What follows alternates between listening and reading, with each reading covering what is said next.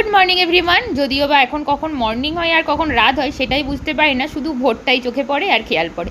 সকালবেলা আমি শানের সাথে একটু খেলছিলাম আর সুশান্ত এখানে একটা তরমুজ কাটছিল, অ্যান্ড এখানে আমি রেডি হয়ে গেছি আর সুশান্তও রেডি হয়ে গেছে। একটু বাজারে যাব, ছোটোখাটো টুকটাক জিনিস কেনার আছে, কারণ ফাইনালি আজকে আমাদের 6th ইয়ার ম্যারেজ অ্যানিভার্সারির দিন। কীভাবে দিনটা কাটাই তোমাদের সাথে তো সবটাই শেয়ার করবো। আর আজকে আমাদের এখানে হাট বসেছিল, আজকে হাটবার ছিল।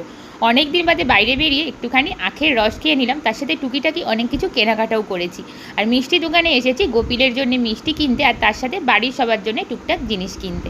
সো কিনেছি বলতে এই থামস আপ কিনেছি আর অনেকগুলো আইসক্রিম নিয়ে এসেছি, যদিও বা আমি আজকে কোনো কিছুই খাবো না কারণ ঠান্ডা লেগে যাবে শানের।